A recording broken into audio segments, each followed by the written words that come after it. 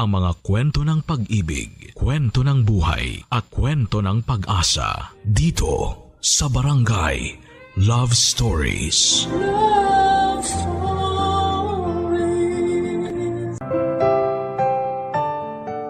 Ang tiwala kapag nasira ay hindi na basta-bastang mabubuo at may babalik sa dating hulma.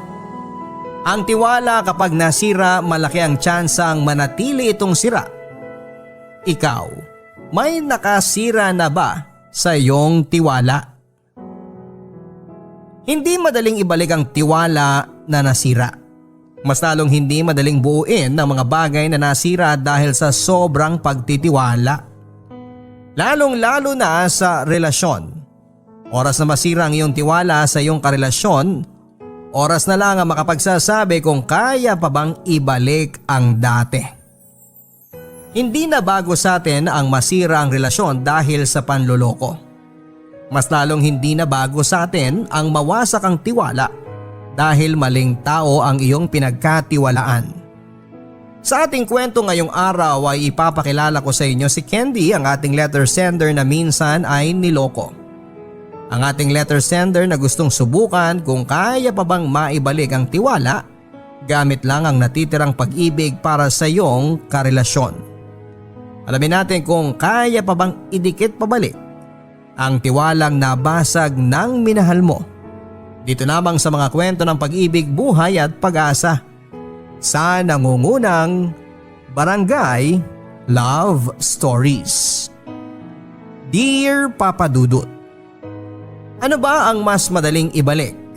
Pag-ibig na naubos o tiwalang hindi na buo? Ito ang naging paulit-ulit kong tanong sa sarili ko noong nahuli ko ang panloloko sa akin ni Neil. Ako nga pala si Candy, 27 years old. Sa aking kwento ibabalik ko at gagawing hilawang sugat na minsan ko nang naranasan dahil sa pangangaliwa ng aking karelasyon. Naalala ko pa 10:30 noong nagpunta ako sa isang luma at tagong motel. Nakaramdam ako ng kakaibang kaba habang pinagmamasdan ng bawat taong lumalabas sa motel na yon. Sinubukan kong hanapin ang pamilyar na mukha. Halos 2 oras na akong nakatayo doon, kakahintay sa inaabangan ko. Sumakit ang leeg ko kakalingon sa bawat yapak na marinig ko papalabas sa motel na yon. Kabado ang puso ko sa bawat lalaking nakikita kong nagche-check out. Idinarasal ko na sana ay hindi si Neil yon. Sana hindi ang boyfriend ko ang lalabas doon. Pero hindi dininig ang dasal kong yon. Lumipas lang ang isa pang oras ay nakita ko siya. May kasama siyang iba, naging triple ang kabog ng puso ko. Hindi ako nagkamali. Siya nga yon. Nakatitig ako sa kanya at hindi pa niya ako napansin na nandoon. Masyado itong nakafocus sa kasama niyang babae. Sa tansya ko, mas bata ito ng 7 taon sa akin. Kaya siguro naisip ni Neil na patulan at idala ito sa isang motel. Nasaktan ang pagkababae ko sa nakita kong lambingan nilang dalawa. At nasaktan lalo ang pagkababae ko nang titigan ko sila at nakitang sobrang saya nila. Tinatanong ko ang sarili ko, bakit ganon kalagkit ang tingin ni Neil sa babaeng yon? Di hamak namang mas maganda ako sa kanya kung nakapag-ayos-ayos lang sana ako. Edad lang ang lamang nito sa akin pero bukod doon alam kong wala na. Nilapitan ko sila bago sila makalabas ng tuluyan sa pintuan ng motel. Doon ay nakita kong nagulat si Neil.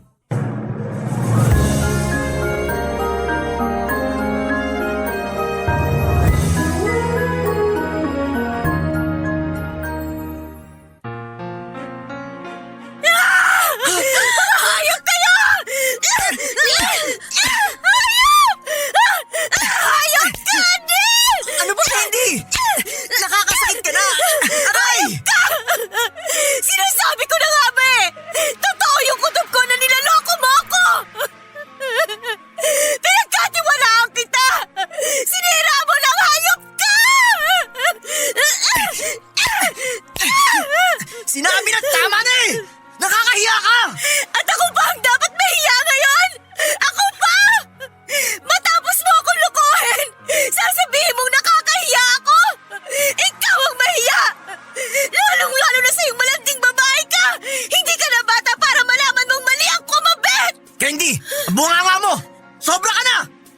Hayop kang babae ka! Mas makati ka pa sa gabi! Sinabi na tumigil ka na eh! Sinaktan mo ko? Sinaktan mo ko, Neil! Sobra ka na eh! Napaka-eskandalosa mo masyado! Dapat nga kabila ang pisngi mo binutas sa sampal ni Neil eh. Kung makapag-eskandalo ka, akala mo ikaw may-ari ng lugar na to? Sige Neil, sampalin mo pa. Siguraduhin mo babakat sa mukha niya ang palad mo ha. Sige! Hayop ka! Ikaw yung kabit! Ikaw pa yung matapang! Ah, talaga? Talaga? Kabit nga ako. Pero mas mahal naman ako sa'yo. Hayop ka talaga! O ano? Masakit bang masampal ng taong pinaglalaban mo ngayon? Umuwi ka na! Sa bahay na tayo mag-usap mamaya. Oo girl, umuwi ka na lang. Wala ka nang kakampi dito. Umuwi na tayo, Neil. Halika na, please. Girl, hindi pa siya pwedeng umuwi. Kakain pa kami. Alam mo na. Napagod kami eh. Di ba, Neil? Hindi ka ang kinakausap ko! Pero ako ang dapat sumagot sa'yo. Wala akong balak makipag-away sa'yo! Gusto ko lang umuwi na kami ng boyfriend ko! Uuwi siya kapag pinayagan ko na. Huwag ka nga pala desisyon dyan. Saka tignan mo nga yung itsura mo. Ayusin mo naman. Sino ba namang lalaking magtsatsaga kung ganyan lagi ang inaabutan niya sa bahay? Pinagbabawalan mo akong magdesisyon sa amin ni Neil? Bakit hindi yan ang sabihin mo sa sarili mo, ha? Mukhang nakakalimutan mo na isa ka lang namang... Kabit? Oo, alam ko. Pero tong kabit na binabangga mo, ang nagpapasabik at nagbibigay ng ikaliligaya ng boyfriend mo mula sa kama hanggang pagbangon. Sabihin mo nga sa kanya, Neil. Sabihin mo kung paano ko napapalakas ang ungol mo. Diba? Hindi mo nagagawa yun kapag siya ang kasiping mo? Trish, please! Hindi to... Ay, oo nga pala. Bigla akong naalala. Sabi ni Neil, ako raw ang pinakamagaling na naikama niya. So alam mo na kung bakit kinakailangang humanap ng kabit ng boyfriend mo. At nagawa mong maniwala na ikaw ang pinakamagaling kaya ka pinatulan? Hindi mo ba naisip na baka kaya ka pinatulan dahil bumuka ka kagad? Yan na bang pinakamatalas mong salita? Ano ba yan? Hindi man lang ako nasugat. Kahit anong sabihin mo, ako pa rin ang pinili. Bumuka ka man ako ng paulit-ulit sa kanya, hindi ako nagsisisi dahil pareho naman kaming naging masaya. Eh ikaw, masaya ka ba na ang boyfriend mo kailangang iba pang ikama? Masaya ka ba na kailangan pa niyang tumikim ng ibang putahe dahil sobrang umay na siya sa sabaw na hinahanda mo? Hindi ko alam kung paano ka nakakakuha ng lakas ng loob para ipaglaban mo ang sarili mo kahit alam mong ikaw ang mali dito. Kung ganito naman kasarap, hahayaan ko nang maging mali ako habang buhay. Pokpok ka! Pokpok ka! Wala kang kasing kate! Kylie! Bitawan mo si Trish! Aray ko! Aray niya! Hindi ba kita pinapatigil? Hindi ka man lang makinig! Aray ko! Tama na! Nasasaktan ako! Pag binitawan ko ang buhok mo, uuwi ka na ba? Huwag mong bitawan para matuto! Hayop na yan! Neil, nasasaktan ako! Bibitawan ko lang to! Kapag uuwi ka na talaga! Neil! Huwag mo akong daanin sa iyak! Sumagot ka! Yan! Yan kasi! Uuwi lang ako kapag sasabay ka sa akin! Matigas din ang ulo mo. Eh sinabi na nga... Isa ka ba, Trish eh? Tumigil ka nga muna dyan! Please, Neil, umuwi na tayo! Kung nagugutom ka, ako na magluluto ng pagkain mo! Huwag ka sumama sa kanya! Sa akin ka sumama! Umuwi na tayo! Iba ang sagot na hinihingi ko! Sige, uuwi na ako! Hindi na nila ako hinintay na makatayo sa pagkakasalampa ko sa lupa. Iniwan na nila ako at hindi nila ako nilingon. Nang dumaan ang isang taxi ay sumakay na sila at ramdam na ramdam ko ang awa ko sa sarili ko noon. Nilapitan ako ng isang babae para tulungan akong tumayo.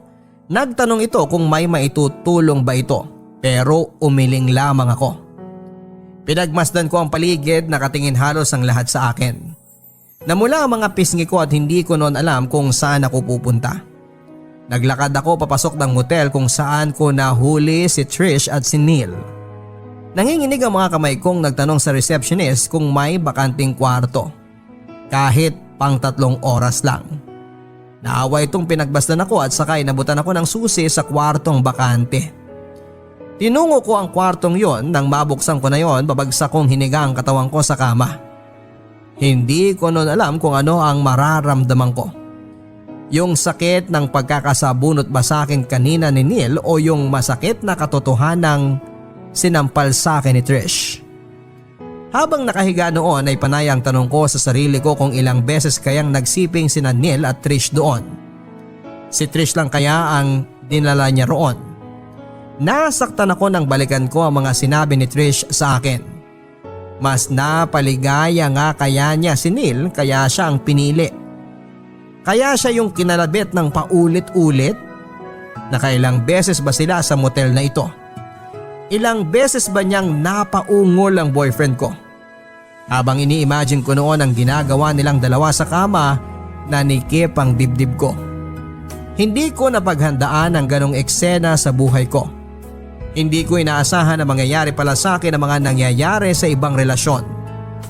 Inakala kong masaya kami ni Neil. Inakala kong kontento siya kung ano ang naibibigay ko sa kanya. Napaiyak na lamang ako noon. Pinakawalan ko ang sama ng loob ko sa nangyari sa akin, napakalakas ang iyak ko. Kaya yung nasa kabilang kwarto, pinaghahampas ang dingding para tumahimik ako. Inipit ko ang aking mukha sa unan para hindi masyadong tumagos ang iyak ko sa kabilang kwarto. Nahiya na rin akong gumawa ng eksena noon. Iniisip kong itulog ang sakit na nararamdaman ko pero hindi ko nagawa. Nakahiga lang ako noon habang binabalikan ang aming nakaraan. Binabalikan ko yung pagkakataon na nagkaroon kami ng problema ni Neil para malaman ko kung saan ako nagkamali. Piniga ko na lahat sa utak ko pero mababaw lang ang mga naging problema namin noon. Mga problemang hindi pwedeng magresulta ng pangangaliwa. Kaya naisip ko na bakit ba niya yon nagawa. Napagod na ako magtanong sa sarili ko kung saan ako nagkulang at saan ako sumobra. Naisip ko na hindi ko makukuha ang mga sagot kung ako lang ang magpipiga ng sitwasyon. Kaya naman nagpasya akong umuwi na para makausap si Neil sa nagawa niya. Mabuti naman at umuwi ka na. Kanina pa ako naghihintay dito ah. Magpapahinga na ako. Mag-usap tayo. Hindi pwedeng ganito lang. May dapat pa ba tayong pag-usapan? Pag-usapan natin yung ginawa mong iskandalo kanina. Nakakahiya ka.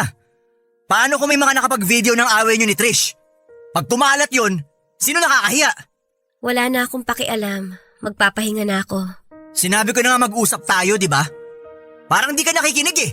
Kung may gusto kang sabihin, ibagsak mo na. Si Trish, katrabaho ko lang yun. Nagsabay lang kami kanina pa uwi galing trabaho. Pauwi na kayo? Sa motel ba ang bahay nyo? Nahilo si Trish, kaya nagpasama muna sa motel na yun. Siyempre cargo ko siya kung may mangyari sa kanya. Kaya yun, sinamahan ko ng 3 oras. Neil, hindi ka tanga at mas lalong hindi ako tanga. Nakita ko kung paano kayo magyapusan kanina. Paniwalaan mo na kung ano yung gusto mong paniwalaan. Basta katrabaho ko lang si Trish. Katrabaho mo pero kinakama mo? Walang nangyari sa amin, ano ba namang… Ulitin ko! Hindi ako tanga! Masyado ka kasing tamang hinala eh. Tamang hinala? Eh yung kabit mo nga mismo nagkumpirma kanina. Ano pa bang tamang hinala? Pinagtitripan ka lang niya, masyado ka kasing praning. At saka ikaw unang sumugod. Neil! Wag mo akong gawing tanga! Kahit pinakabobong tao sa mundo, alam kung ano yung totoo, kaya utang na loob! Umamin ka na lang! Wala akong aaminin dahil hindi naman ako nagloloko. Baka ikaw! Baka pinapasa mo lang sa akin ang panlalaki mo kaya ka ganyan. Kala mo ba di ko napapansin? Alam ko meron kang iba, pero mas pinili ko na lang manahimik. Kasi di ako katulad mo na iskandalosa. Huwag mo akong baliktarin, Neil. Hindi ka makakalusot sa ginagawa mong yan! Hindi ako nagpapalusot. Nagsasabi lang ako ng totoo. Gusto mo ng totoo? Oh, heto! Pinrint ko lahat ng totoo! Mga screenshot ng usapan ninyo ni Trish mo! Tingnan mo kung gaano kahalay ang usapan ninyo! Tingnan mo! Sus! Binigyan mo talaga ng mali siya yung usapan namin? Ganyan lang kami magbiruan sa trabaho. Ganyan lang kami mag-usap ni Trish pero walang mali siya. Walang mali siya yung I love you nyo sa isa't isa? Walang mali siya yung pag-uusap nyo tungkol sa mga posisyong ginagawa nyo sa kama? Eh yung mga nakahubad ninyong pictures na pinagtatawanan ninyong dalawa, wala rin ba yon? So talagang binubuksan mo ang Facebook ko na hindi ko nalalaman? Iba ka ah. Sino ka ba para pakialaman yun? Wala ka bang alam sa salitang privacy? Sa lahat na nangyayari ngayon, yan pa talaga ang pinroblema mo? Yung privacy mo? Hindi mo naisip na nasira yung relasyon natin dahil sa pangangaliwa mo? Baka pwedeng ito yung pag-usapan natin ngayon, ano?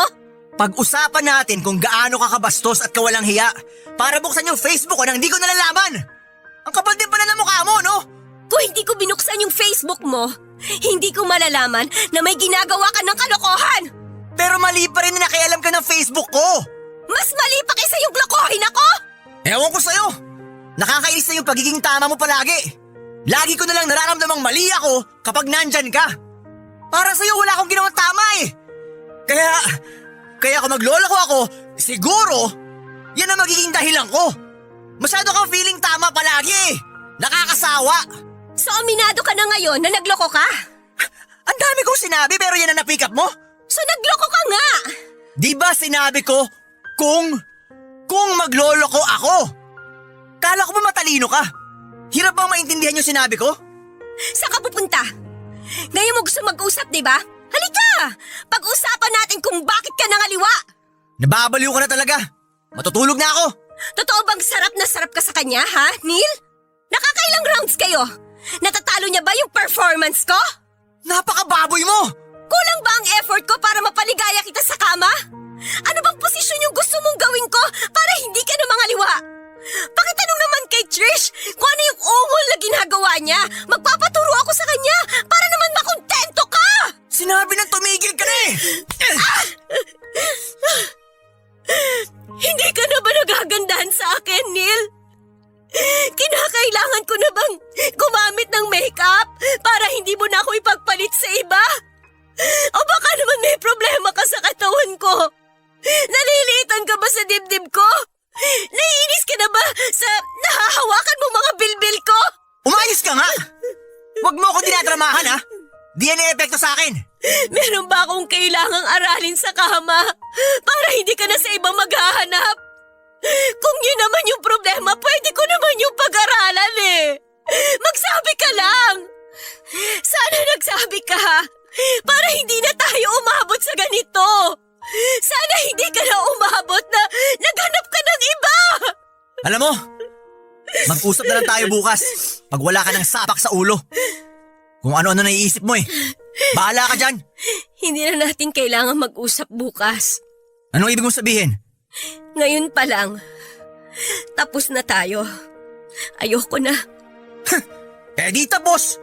Sino tinakot mo? Hindi kita tinatakot. Sinasabi ko lang sa'yo ang totoo.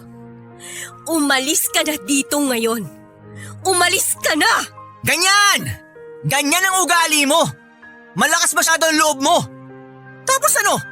Kapag namimiss mo ko, tatawagan mo ako. Pababalikin mo ako.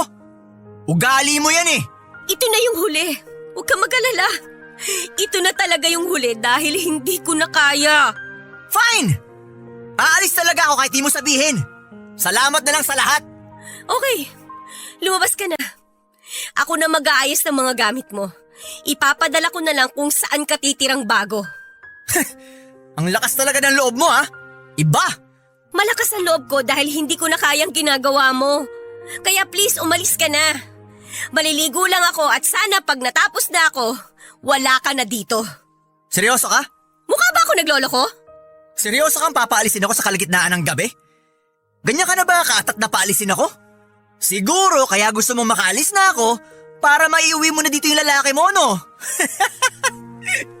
Sabihin mo nga, sino ba yung pinagmamalaki mo para lumakas ng ganyan ng loob mong paalisin ako? Huwag mo ako igaya sa'yo. Hindi ako baboy. Kahit anong pagmamalinis mo, di ako maniniwala. Wala akong pakialam kung hindi ka maniwala. Sana pagkatapos kong maligo, wala ka na. Candy, sandali! Bitiwan mo nga ako, Neil! Huwag mo naman gawin sa akin to! Ano ba? Isipin mo na lang lahat ng pinagdaanan nating dalawa. Yung tagal ng relasyon natin. Sana naisip mo yan bago mo ako niloko. Nagsisisi na ako. Hindi na ako uulit. Hindi ko naman gusto si Trish. Nilandi niya lang ako kaya ako pumatol. Lalaki lang ako, natutukso. Ikaw talaga ang mahal ko. Hindi ko kayang wala ka, Candy. Ikaw ang buhay ko. Pagkatapos kong maligo, sana wala ka na. Please, Candy. Mahal na mahal kita. Huwag mong gawin sa akin to. Ayusin pa natin to. Alam ko mahal mo pa rin ako. Please, Candy. Please.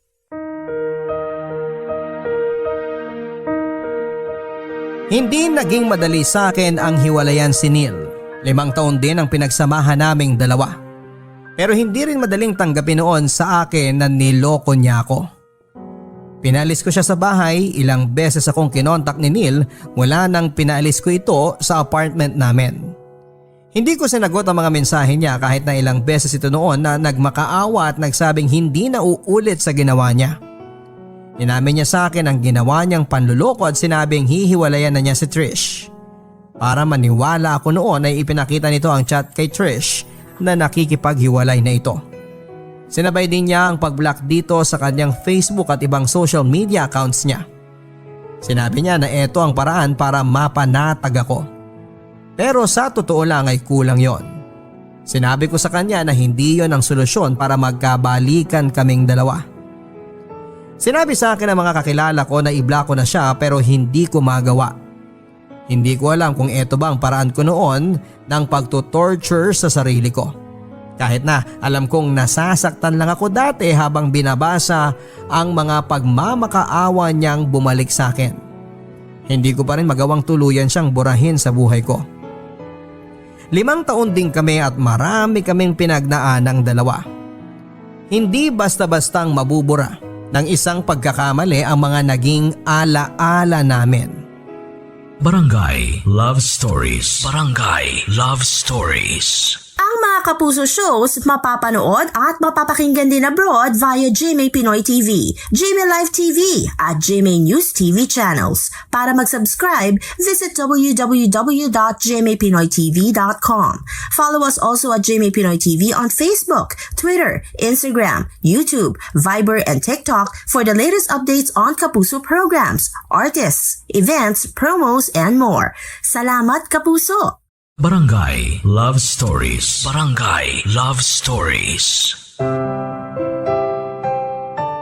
Mula noong nagkahiwalay kami ni Neil, hindi na ako halos lumabas ng bahay. Lumalabas lamang ako dati para magtrabaho at uuwi rin agad pagkatapos. Naging para akong bangkay na namumuhay. Nakakulong lamang ako sa bahay kung wala naman akong dapat napuntahan. Naging sapilitan din ang pagkain ko para lang may laman ang aking sikmura. Nawalan ako ng gana sa lahat ng bagay. Hindi ko na ginagawa ang nagpapasaya sa akin. Nagwo-worry na ang pamilya ko sa mga nangyayari sa akin. Sinubukan nilang dumalaw sa akin para kumustahin ako pero mas pinili kong wag silang harapin. Alam kong alam na nila noon ang tungkol sa paghihiwalay namin ni Neil pero hindi sila nakialam. Hindi rin naman kasi kami close na pamilya para damayan nila ako noon. Ito marahil ang dahilan kung bakit nahirapan akong mag-decide ng tama tungkol sa amin ni Neil. Dahil nga wala akong pamilyang natatakbuhan. Ang mga kaibigan ko naman naging busy sa kanilang mga buhay. Wala akong nalapitang pwede kong hingan ng tulong. Dahil mas marami na ako noong na oras na mapag-isa ay hindi ko na nasimulang isipin kung kailan nagsimulang magloko sa akin si Neil. Doon na lang naging maliwanag ang lahat. Tinagpi ko lahat ng mga detalye mula sa mga panahong wala ito sa bahay, sa mga panahong natagalan ito sa banyo habang dala-dala ang kanyang cellphone, sa mga panahong nakaramdam ako ng panlalamig sa kanya na inakala ko noon na pagod lang ang dahilan.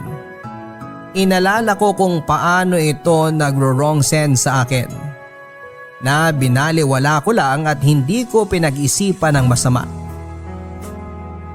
Inalala ko rin kung paano siya nagbago ng turing sa akin, kung paanong naging hindi madalas ang pagniniig namin at pagsasabi niya na mahal niya ako. Inalala ko kung paano niya pinalitan ang password ng kanyang cellphone at patagong ginamit yon kapag natutulog na ako. Inalala ko rin yung kabado niyang mukha sa tuwing umiilaw ang kanyang cellphone kapag may tumatawag. Lahat yon ay tinagpi ko sa aking isipan at doon ko nga nakumpirma na matagal na pala niya akong niloloko talaga. Bakit ka pa tumatawag? Hindi ka ba makaramdam na ayaw kitang kausap? Sinagot mo ang tawag ko.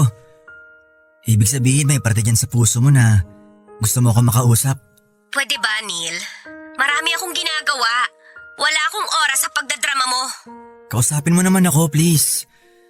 Alam kong nasaktan kita. Hindi mo alam kung gaano ako nasaktan, Neil. Kaya nga nandito ako para humingi ng tawad. Hindi kita kayang patawarin. Bigyan mo ako ng second chance para maitama ko ang mali ko. Nagbago na ako, maniwala ka.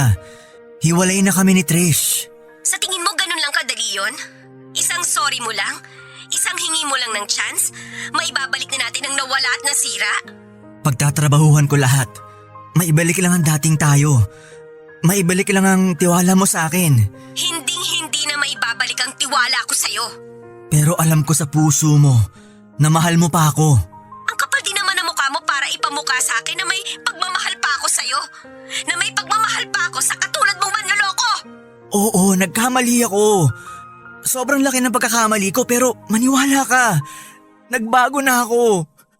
Hindi mo alam kung gaano ko pinagsisihan yung ginawa ko sa'yo. Hindi ako makatulog. Ako, sa tingin mo nakakatulog pa ako? Neil, hindi ko na maalala kung kailan ako huling nakatulog ng mahimbing. Yung walang iniisip. Kasi mula nung niloko mo ko, bawat pagpikit ko, naaalala ko yung mga ginawa mo. I'm sorry, Candy. Sorry lang ba yung makakabura ng mga pangmamaliit at pagpapamukha sa akin ni Church na mas okay siya kaysa sa akin? Hindi ko kontrolado ang bunganga niya, Candy. Pero sana kinontrol mo ang sarili mong mga liwa. Siyempre talo na naman ako dito. Ako naman tong laging masama eh. Ako na lang tong laging mali. Yung lagi ang ginagawa mo. At ngayon iniikot mo sa akin ang problema? Hindi naman sa ganun. Pero kasi sumusobra ka na eh. Masyado mong dinidiin sa akin yung pagkakamali ko. Anong gusto mong gawin ko?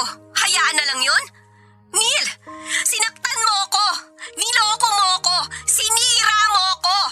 Alam mo ba kung gaano kababa yung tingin ko ngayon sa sarili ko? Iniisip ko kaya ka nagloko kasi maraming kulang sa akin. Kaya ka nagloko kasi may mga hindi ako nagagawa para sa'yo. Walang kulang sa'yo. Sapat ka na sa akin. Sapat na ako sa'yo?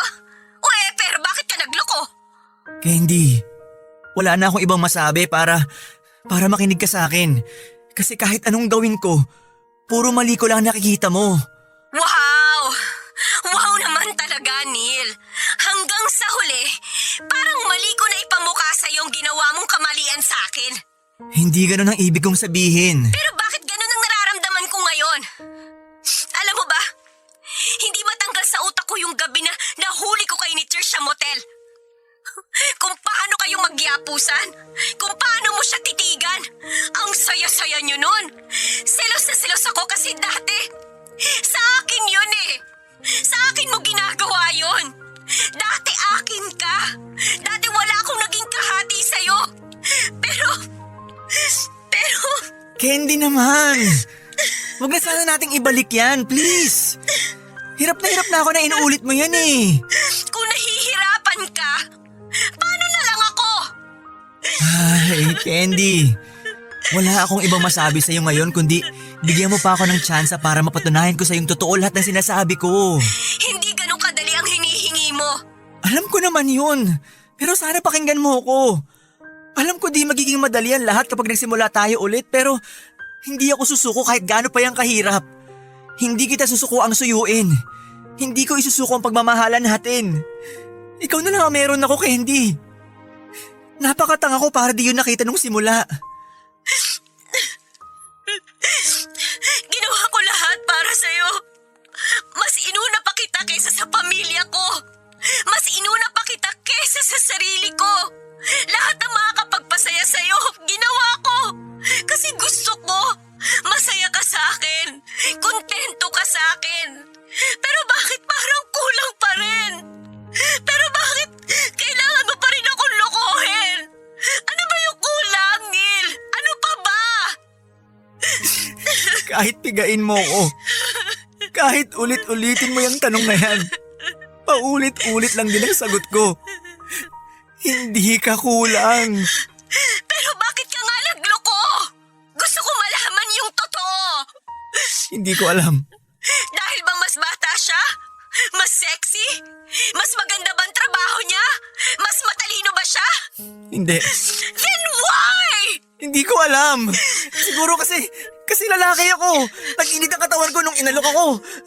Siguro kasi nasasaktan ang ego ko sa'yo dahil mas marami kang achievements. Dahil nakatapos ka. Mas maganda ang trabaho mo. Mas malaki ang kita mo.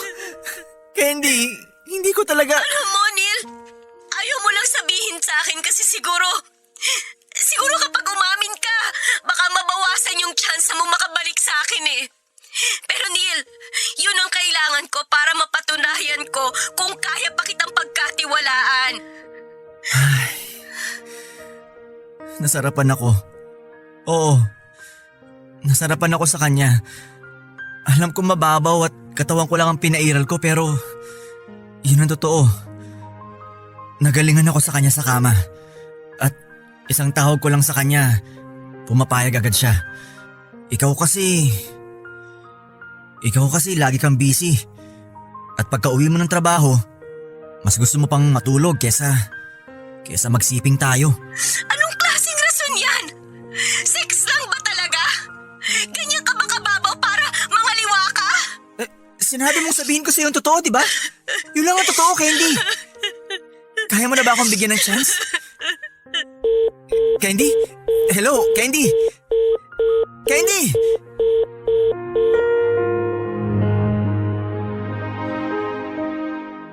Hindi ko sinagot ang tanong niya kung may tsansa pa siya. Nang mga panahon na yon ay gulong-gulo pa ang isipan ko. Ginusto kong alamin muna lahat ang totoo kung alam kong masasaktan ako. Marami pang butas na kailangang tapalan noon. Alam kong kailangan ko pang malaman ang iba pang katotohanan sa pangangaliwa ni Neil. Naisip ko na ganito ata talaga ang mga babaeng naloko na. Kahit alam nilang masasaktan lamang sila.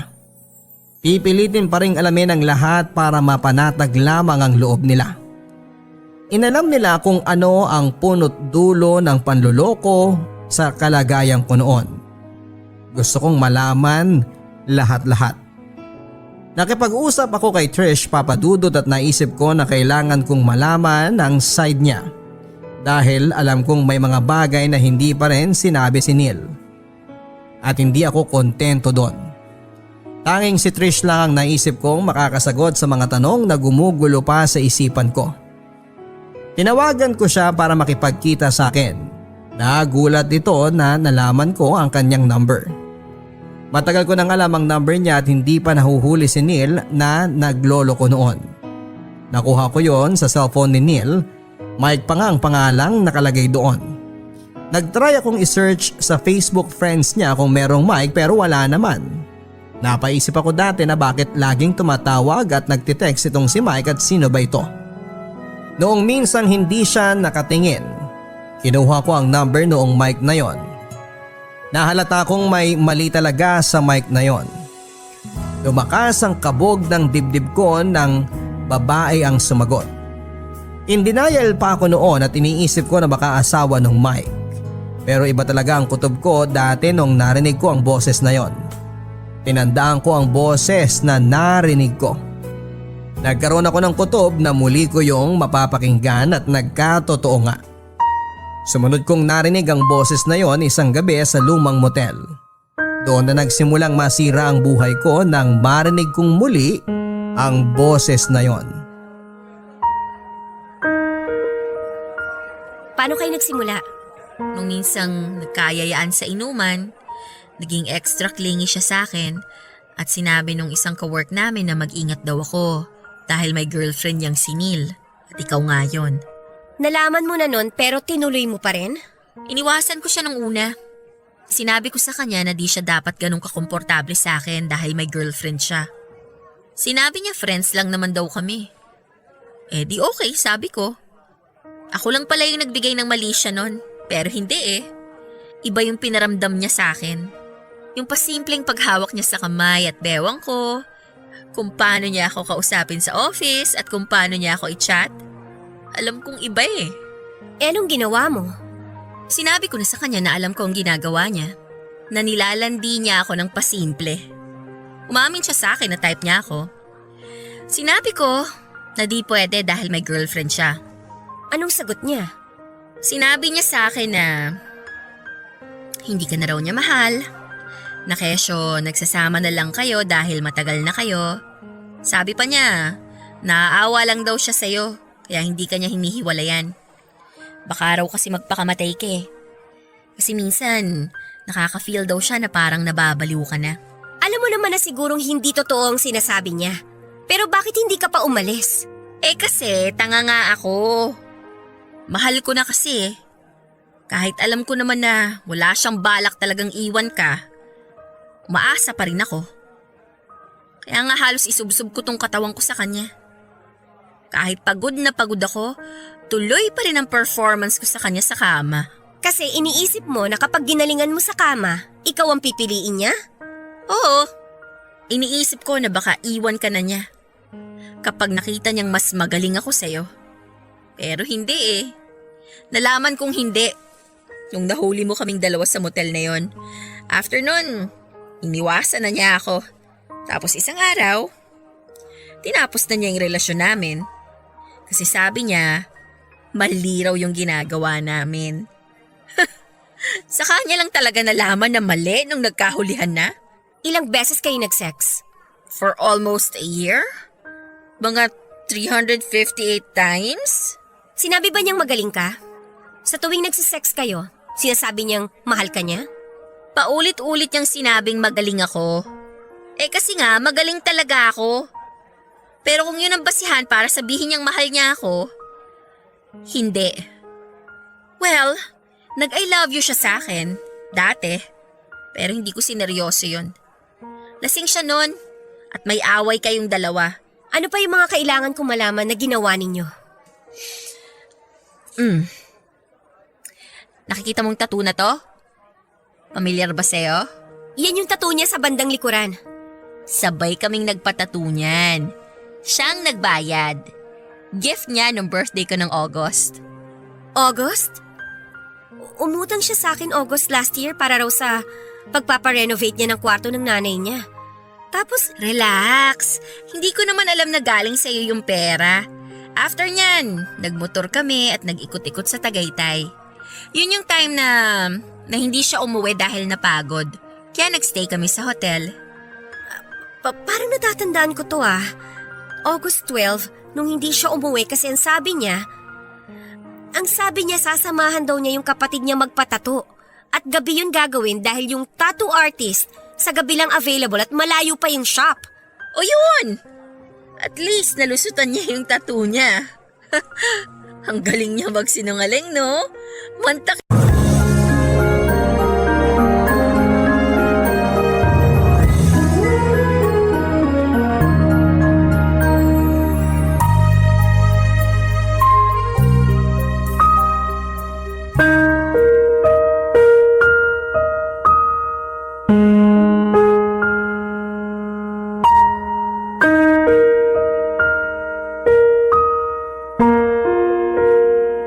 Oli naman! Bakit hindi mo nilalabas yung mga umog mong damit? Namamaho na dun sa ilalim ng higaan nyo, oh. Kung hindi pa ako nagwalis-walis dun sa kwarto nyo hindi ko pa makikita yung nanggigitataan yung higaan. Ayan na naman kayo, Nay. Dami niyo na naman kuda. Wala na naman kayong preno. Paano di kukuda? Para ka pa rin bata umasta. Paano ba ako naging parang batang umasta 28 anyos na ako? Yun nga 28 ka na. Pero daig mo pa yung mga anak mo kung kumilos. Huwag niyo ako ikumpara sa mga anak ko. Wala pang muwang sa mundo yung mga yon. Baka nakakalimutan yung 2 taon at 3 taon gulang pa lang sila. Hindi ko naman yun nakakalimutan. At hindi kita kinukumpara sa kanila. Hindi raw, pero kasasabi niyo lang na daig ko pa sila kumilos. Sige nga, kung di niyo ako kinukumpara sa kanila, anong ibig sabihin nung sinabi niyong yun? Kasi napakaburara mo. Naturingan ka pa namang mas may isip sa mga anak mo. Pero parang hindi ka naman kumikilos ng naaayon sa edad mo. Katulad na lang yung paglalabas ng mga namamahon yung damit. Para sana na isabay ko na sa paglalaba ko. Tinatamad akong ayusin kaya sinipa ko na lang papunta sa ilalim ng higaan namin. Saka yung kinakasama ko naman naglilinis dyan. Kaso may pasok siya sa trabaho ngayong araw. Kaya nga ako na naglinis ng kwarto nyo. At yun, nakita ko yung mga umog niyong damit. Nananahimik yung mga maruruming damit namin dun tapos pinakikailaman nyo. Kasalanan nyo rin naman pala kung bakit kayo nangungunsimi ngayon. Sa'yo ko mas nangungunsimi kesa sa mga damit niyong yun Ay, ewan ko ba naman sa yung lalaki ka? Bakit maghapon magdamag ka lang nakatunganga at nakatutok dyan sa cellphone mo? Ni hindi mo maasikasong pakainin at paliguan yung mga anak mo. Bested boy naman to Wala na ba kayong gagawin kundi sermonan ako? Nakakaya sa mga kapitbahay natin na nakakarinig sa talak nyo. Ikaw pa talaga may ganang manigaw dyan? Paano di ako sisigaw nakakaturete na yung bunganga nyo? Saka sino ba may sabi sa inyo na pakialaman nyo yung mga maruming damit namin sa kwarto? Tapos pasok pa kayo ng pasok sa kwarto namin, sabay reklamo ng marumi, makalat at mabaho yung tinutulugan namin. Totoo naman na marumi, makalat at mabaho yung kwarto nyong yon. Napakaliit na nga lang pero hindi nyo pa malinisan. Mabuti pa sirain na lang natin yung kwarto nyong yan Total kurtina lang naman ang harang nyo. At bakit nyo naman gagawin yun? Para luminis at lumuwag-luwag naman tong pamamahay natin. Yun na nga lang yung meron kami ng kinakasama ko tapos gusto nyo pang alisin. O bakit? Ako naman nagbabayad ng inuupahan nating to, di ba? Kaya may karapatan akong gawin kung anong gusto kong gawin sa bahay na to. Kung makapagsalita kayo, akala nyo hindi kami nag-aambag dito sagot na nga namin na kinakasama ko yung pagkain natin. Sagot nyo nga. Pero kung kailan nyo lang maalala makapagbigay. Tapos pag wala na tayong maisaing dyan nagwawala ka. Ikaw pa talaga may ganang magalit sa amin ang kinakasama mo. Hindi ka naman nagtatrabaho. Mahirap din kayo maging taong bahay at mag-alaga ng mga anak. Taong bahay ka lang pero lagi mo namang pinababayaan ang mga anak mo. Ako nag-aasikaso sa kanila bago ako pumasok sa trabaho. Ako yung nagluluto na makakain nyo. Nauuna pa nga akong gumising sa iyong damukol ka. At kahit pag-uwi ko rito wala kang ibang bukang bibig kundi nanay. Tanda-tanda mo na pero wala ka pa rin muwang sa mundo. Papadudot taga-Samar talaga ang pamilya ni Ate Selma.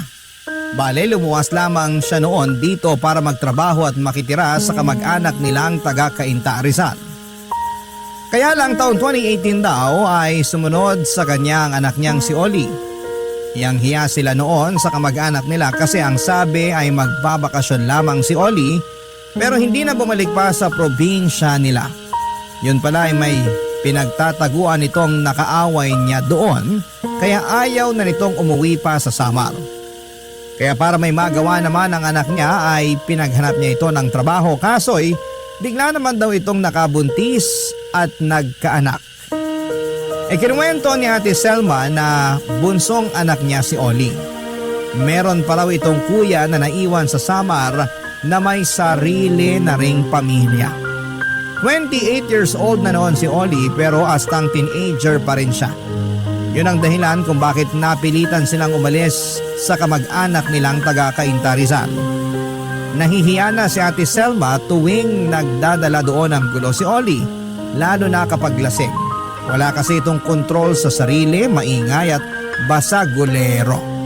Sobrang pasaway at sakit ng ulo sa paghahanap nila ng mura pero disenteng malilipatan ay napadpad sa Pasig kung saan ay nangupahan sila doon. Papadudot.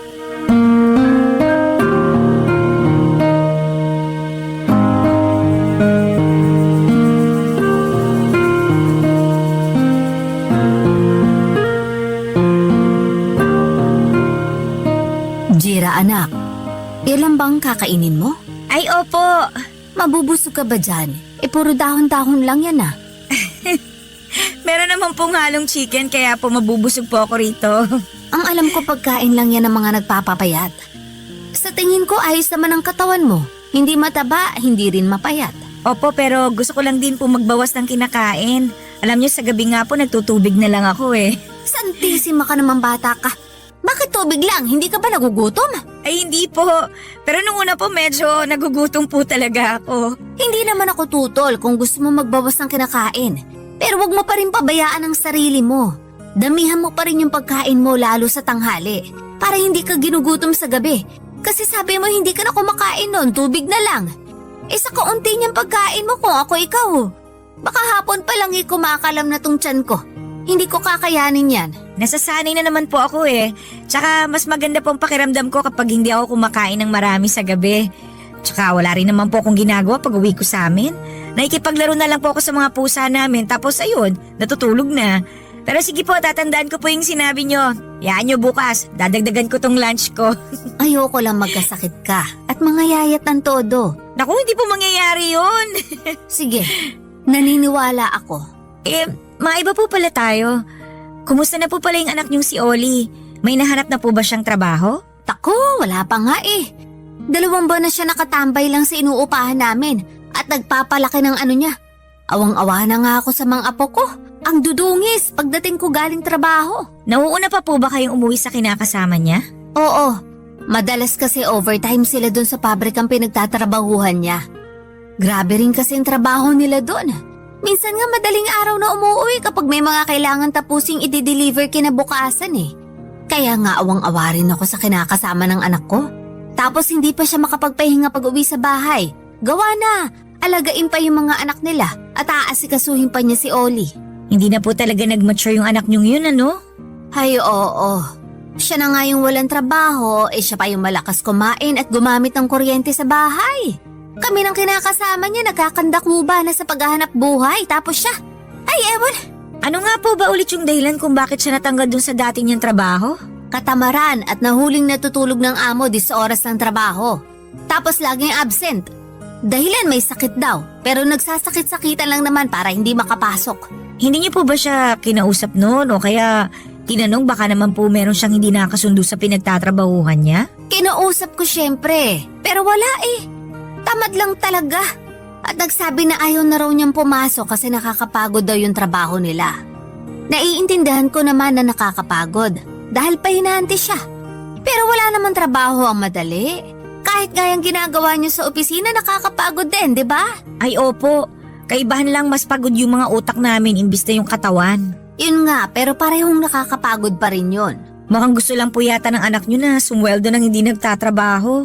Ganun na nga. O di ba? Parang sintu-sinto lang. Sobrang naman po yun. Sa totoo lang para talaga siyang sintu-sinto. Ay, ang malas-malas ko naman sa mga anak ko. Yung panganay ko kapag may kailangan sa akin din ang hihingi. Siyempre hindi ko naman mahindian dahil naaawa rin ako sa mga apo ko. Pero kapag meron sila hindi naman nila ako maalala. Tapos ng bunso kong si Oli, noknoka ng sakit sa ulo. Mabuti sana kumusmus na bata, baka maintindihan ko. Pero 28 anyos na, daig pa yung mga anak niya kung kumilos. Ay, alam mo kung tutuusin, mas nakakapagpahinga pa ako rito sa trabaho ko kaysa kapag nasa bahay ako. Papadudot awang-awa ako kay Ate Selma sa tuwing napapakwento siya ng mga pangungonsumi niya kay Oli. Kahit na wala pa akong anak ay alam ko na masakit sa kanya bilang isang ina na bastusin ang sarili niyang anak. Hindi ko rin mapigilang magalit sa anak niyang yon dahil sa pagiging bastos, palasagot at pabuhat. Mabuti sana kung lumpo siya o baldado na hindi na makakapagtrabaho. Baka sakaling maawa pa ako sa kanya pero hindi eh. Kompleto pa ang mga paa at gabay niya at malalakas din ang kanyang katawan. Naisip ko nga na kung magkakaroon ako ng anak katulad ni Oli, ay baka bata pa lang ay binigti ko na ng patiwarik. Alam ko na medyo violente yon pero napakawalang hiya naman kasi ng anak na yon ni Ate Selma. Aminado rin naman siya na medyo na-spoil niya si Oli noong bata pa ito. Tapos wala rin daw itong kinamulatang ama. Bagay na lagi nitong sinisisi at sinusumbat sa kanya, kaya hindi raw buo ang pagkatao nito. Barangay Love Stories. Barangay Love Stories. Papadudot, isa si Ate Selma sa pinakamabait na tao na nakilala ko. Masipag siya sa mga gawain nila sa company namin at bukod doon ay malinis at maayos din siyang magtrabaho. Gustong gusto nga siya ng mga boss namin at ng iba ko pang mga katrabaho. Nagustuhan ko rin siya kagad kaya hindi na nakapagtataka na naging malapit kami sa isa't isa. Siya na rin kasi ang nagsilbing nanay at tagapayo ko tungkol sa mga bagay-bagay sa buhay ko na hindi ko naman may babahagi sa tunay kong nanay dahil matagal na niya akong iniwanan. Buhay pa naman siya pero sumama lamang siya sa ibang lalaki, Papa Dudut. Kaya nga bukod sa pakikinig ng Barangay Love Stories ay naging avid listener na rin ako ng buhay ni Ate Selma. At palaging ang bida sa mga kwento niya ang anak niyang si Oli na sala sa init, sala sa lamig ang ugali. Siyempre bilang nanay ay madalas niya itong pagsabihan ng mga bagay na dapat at hindi niya dapat na gawin. Kaya lang ay mabilis raw itong mairita lalo na kapag nagbubunganga na siya. Isang araw ay may nagawa raw sa kanya si Oli na hindi niya lubos sa kalain na magagawa nito sa kanya, Papa Dudut.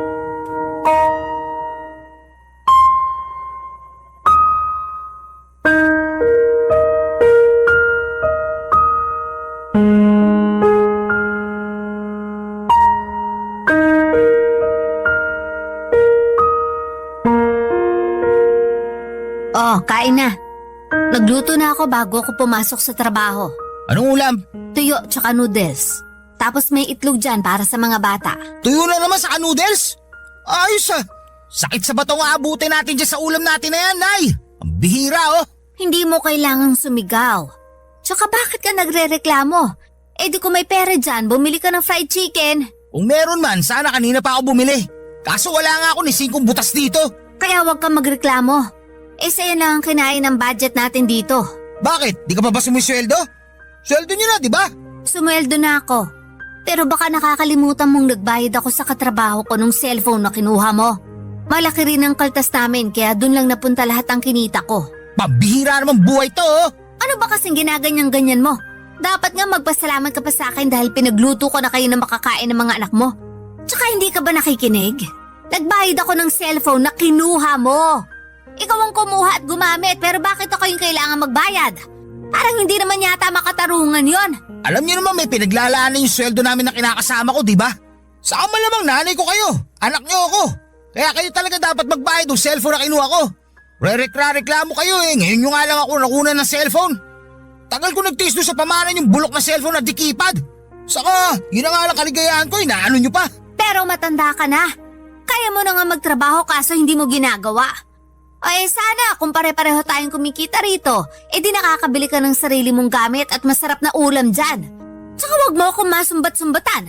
Na kesyo hindi kita maibili ng magandang cellphone nung araw dahil alam mo ang hirap ng pamilya natin, lalo na nung nasa summer pa lang tayo. Alam ko naman yun. Hindi nyo na kailangan pamukha sa akin. Bakit? Mayaman na ba tayo ngayon? Di pa naman, di ba? Mahirap pa rin tayo para sa kaalaman ninyo. Kaya tayo lalo naghihirap ng dahil sa katamaran mo at mga maling desisyon sa buhay. Ba't ako na naman talaga sinisisi nyo? Malamang, sino pa pang gusto mong sisihin ko? Yung kapitbahay natin? Eh wala naman silang ginagawang mali. Yan ang dapat sa'yo, matanda ka. Bakit mo ako sinampal, Oli? Kasi masyado ka madaldal. Aga-aga nanenermon ka na naman dyan. Pero nanay mo ko. Hindi mo ko dapat sinaktan. Masasaktan ka pa lalo sa akin kapag hindi ka pa nanahimik dyan. Napakasama mong bata ka! Ikaw ang masama! Kasi paulit-ulit mo na lang inuungkat yung mga kasalanan ko. Kaya paano ako makakausad yan? Sige nga! Saka akala mo naman kung sino kang perpekto. Eh kasalanan mo rin naman kaya tayo mahirap. Bakit ko naman naging kasalanan yon? Basta! Alam ka naman kasalanan ng kapitbahay, di ba? Alam mo may masisi ka lang eh. Ako nga lagi yung sinisisi. Kaya sisisihin ko rin kayo para patas lang. Napakabastos mo talaga, Oli. Hindi kita pinalaki at pinag-aral para ganituhin ako. Baka nakakalimutan mo magulang mo pa rin ako. Pero nakuha mo akong sampalin. Madadagdagan ko pa yung sampal ko sa inyo kapag hindi pa kayo nanahimik dyan. Buti pa, pagtimplan nyo na lang ako ng kape.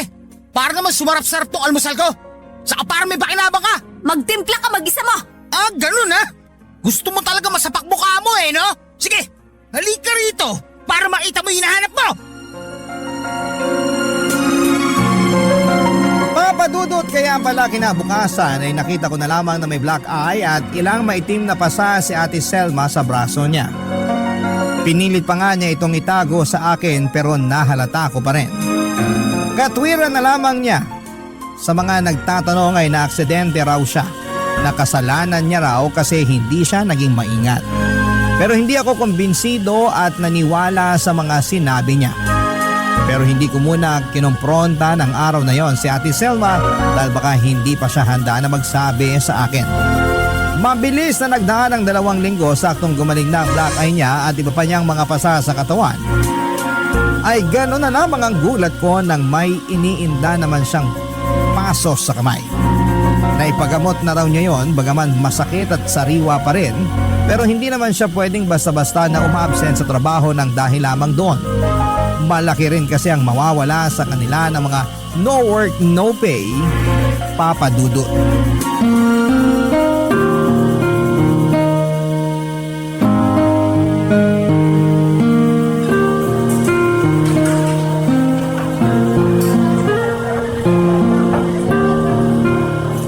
Ikaw talaga, nilibre mo pa ako ng hapunan? Baka naman nakabawas pa ako sa budget mo, ha? Ay, hindi naman po. Sweldo rin naman tsaka gusto ko po talaga kayong ilibre. Sabi nyo, sweldo rin naman ngayon yung kinakasama ng anak nyo. At narinig nyo na plano nilang kumain sa labas ng mga anak nila. Oo, sigurado ako na pag-uwi nila matutulog na lang ang mga yon kasi busog na. Kaya nga po mas mabuti na kumain na rin kayo para busog na kayo pag uwi nyo sa bahay nyo. Salamat talaga. Lalo na dito sa mga in-order mo sa akin. Ang dami-dami. Baka hindi ko pa nga maubos yung iba. Pwede nyo naman pong i-take out kung hindi nyo mauubos pero sana kumain pa rin kayo ng marami. Nag-aalala po kasi ako sa inyo eh. Ha? Bakit naman? Eh kasi parang nangangayayat na kayo. Napaisip tuloy ako kung nakakakain ba kayo ng maayos sa bahay nyo. Ay, oo naman. Pero konti lang din kasi ako kumain kapag nasa bahay. Dahil madalas hindi naman ako tinitirhan ng kanin at ulam ng anak ko. Katwiran niya sila naman daw ng kinakasama niyang bumili nun kaya bakit daw ako makikikain? Ang kakapal naman nila? Sila na nga po yung nakikitira sa inuupahan nyo, di ba? Baka nakakalimutan nila na kayo yung nagbabayad ng renta nyo. Malamang nakalimutan na nga nila. Pero mabait naman sa akin yung kinakasama ng anak ko. Pinagtatabi ako nun ng pagkain kapag nauunang umuwi sa akin. Kaya lang minsan, nagsasabi na wala na raw natira kasi inubusan na ako ng anak ko. Ewan ko dun, ang lakas kumain tapos wala namang trabaho. Partida, napakatamad pang kumilos sa bahay niyan. Magsabi nga po kayo ng totoo. Yung mga pasa nyo tsaka black eye. Tapos yung paso nyo sa kamay, gagawin ba yan ng anak nyo? Ha? Bakit mo naman natanong? Kasi alam naman po natin na magagalitin yung anak nyong yun. Tapos, lagi pa kayo nagtatalo kaya naisip ko baka lang naman nagagawa rin niya kayong saktan. Kaya sabihin nyo, pinipisikal po ba kayo ni Oli? Ano kasi? Huwag po kayong matakot na Selma. Gusto ko lang naman pong malaman eh. Wala naman po akong gagawin sa anak nyo. Pero syempre, bilang anak-anakan nyo na rin eh, hindi ko lang mapipigilang mag-alala. Alam ko naman yon. Kaya pasensya ka na sa akin kung nagsinungaling ako. Siguro gusto ko lang din na pagtakpan yung anak ko kahit na nagawa niya akong saktan. Ibig sabihin, kagagawan nga ni Oli yung mga pasa at black eye at yung paso nyo sa kamay? Yung mga pasa at black eye, oo. Pero tong paso, hindi naman siya yung may gawa. Ano lang, binuhat lang niya at tinagilid yung mesa namin habang nagtitimpla ako ng kape. Kasi nagalit siya sa akin dahil hindi ko siya nabigyan ng pera pang yosi. Kasalanan niya pa rin kung bakit kayo may paso sa kamay. Hindi naman niya yung sinasadya. Anong hindi sinasadya? Alam niya nagtitimpla kayo ng kape tapos aanuhin niya yung mesa? Malamang matatapunan kamay niyo ng mainit na tubig. Grabe sobrang sama naman ang anak niyong yan. Nakakagigil na Selma Tinulungan din naman niya akong gamutin yung kamay ko. Tsaka alam ko gagalin din tong paso ko. Hindi po ba kayo galit sa kanya? Kasi siya pa talaga kayo may gana magwala porque hindi nyo lang nabigyan ng pangyosi? Hindi. Kung may pera lang naman ako, bibigyan ko siya. Para hindi na umabot sa ganon. Ay, ibang klase po talaga kayo. Kung sa akin ginawa yan, kahit na anak ko pa yan, ako, palalayasin ko siya sa pamamahay ko. Madaling sabihin, mahirap gawin. Nasasabi mo lang yan kasi hindi mo pa nararanasan maging isang nanay na katulad ko. Tsaka kahit naman ganun si Oli, anak ko pa rin naman yun. Sa akin pa rin siya nang galing ng kuya niya kaya mahal na mahal ko sila.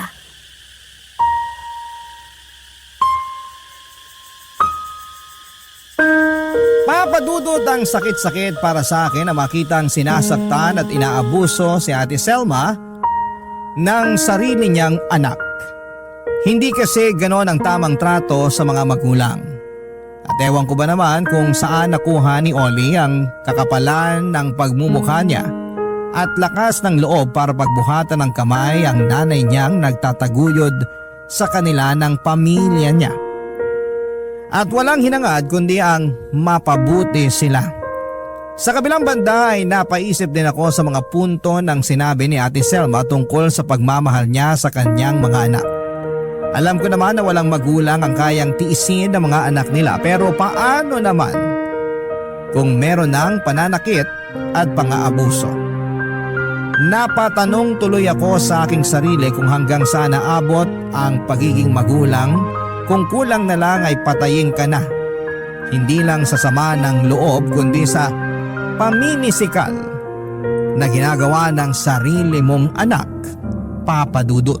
Barangay Love Stories. Barangay Love Stories.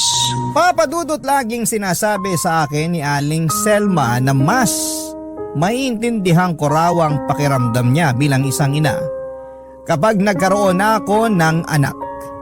At some point, sang-ayon naman ako doon dahil naniniwala ako na hindi natin lubusang maunawaan ang pinagdaraanan ng isang tao hanggat hindi tayo ang nakakaranas ng mga karanasan niya. Pero kung mabugbog lang naman ako ng anak na iluluwal ko, na palalakihin at alagaan ay mabuti pang wag na lamang akong magkanak. Kontra rin ako sa paulit-ulit na pagpapatawad ni Aling Selma kay Oli, lalo na hindi naman ito kinikita ng pagbabago. Tingin ko'y lumalala pa nga ang pagiging masama ng ugali nito habang tumatagal. Isang araw ay hindi nakapasok sa opisina si Ate Selma tapos ay naulit pa yon kinabukasan kaya naman nag-worry na ako sa kanya. Ang sabi lang ng mga kasamahan niya ay meron daw siyang sakit. Doon ako lalong nag-alala at nag-decide na puntahan siya sa inuupahan nila sa Pasig para sana bisitahin at dalhan ang kaunting prutas at gamot. Sakto half day lang kami noon kaya marami pa akong oras para hanapin at ipagtanong-tanong yung tinitirhan nila sa barangay na minsang nabanggit niya sa akin noon. Hindi nga nagtagal, Papa Dudut, ay nakarating ako sa inuupahan nila, Ate Selma, bandang 3:00 ng hapon. At gano'n na lamang ang gulat ko sa naabutan kong eksena, Papa Dudut.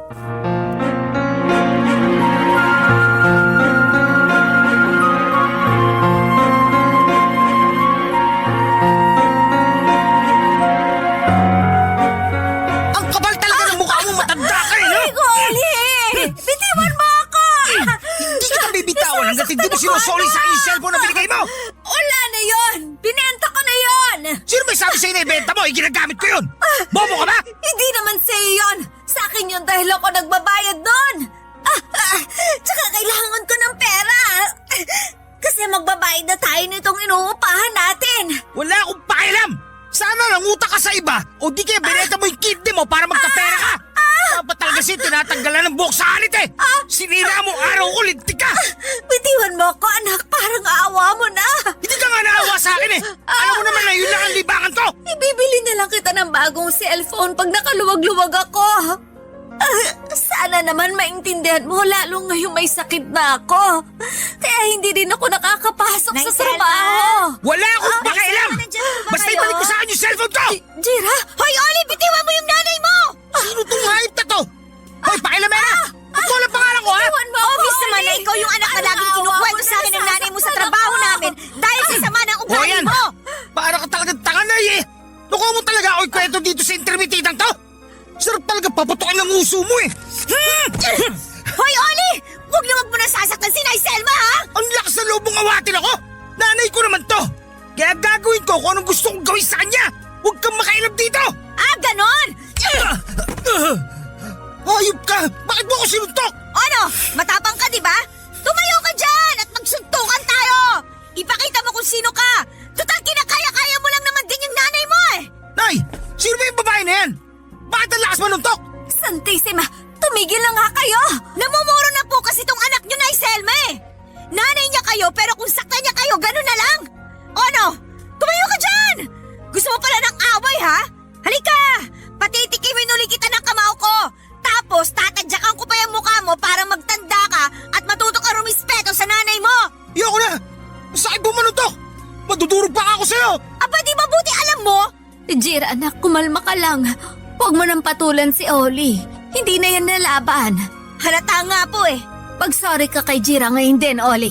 Bakit ako ba kailangan mag-sorry sa babaeng yan? Eh siya kayo nanuntok! Tinatanong mo pa talaga? Nakakahiya ka kasi naabutan kanyang sinasabunutan ako. Gawain ba yun ng matinong anak, ha? Ala sige, mag-sorry ka. Kung hindi ka ba naman talaga si Raulo? Buisit naman ha! Bakit kasi kailangan ko ba mag-sorry? Gawin mo na lang. Hala, Nay Selma, parang malala na po yung ubo nyo ah. Ayos na po ba kayo? Ayos lang ako, huwag ka mag-alala sa akin. Ay, pasensya ka na kung naabutan mo pa kaming ganito kagulo sa bahay, ha? Sa totoo lang hiyang-hiya na ako sa iyo. Ang gulo-gulo ng pamilya namin.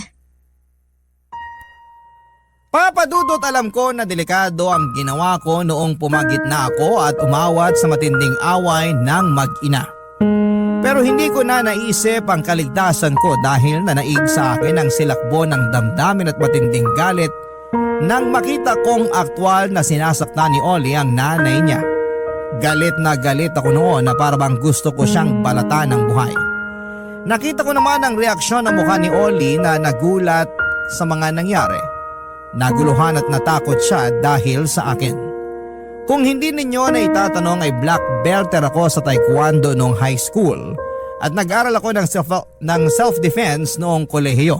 Kaya kahit papaano ay may kaalaman naman akong depensahan ng sarili ko. Bonus na rin na nasuntok ko si Oli para makaganti man lang kahit papaano sa mga ginawa niya sa nanay niya. Plano ko pa nga sanang ipabarangay ang ulupong na yon, kundi lang kami inawat ni Ate Selma. Doon ko nalaman na sobrang lala na pala ng lagnat niya. Kaya nag-focus na lamang kami ni Oli sa pagdadala sa nanay niya sa pinakamalapit na ospital. Na-confine ng 2 araw at 1 gabi sa ospital si Ate Selma. Pero mabilis din naman siyang gumaling kaya nakalabas na rin siya. Ako ang nagbayad ng bills at bumili ng mga gamot niya. Hiyang-hiya nga siya sa akin pero sabi ko ay wala yon. Masaya ako na tulungan siya at ang laki rin ang pasasalamat niya sa akin dahil 2 araw na raw talaga siyang tinitiis ang lagnat niya. Hindi siya makabili ng gamot at makapagpadoktor man lang dahil mas inuuna niya ang pagkain at iba pang mga gastusin ng kanilang pamilya, Papa Dudut.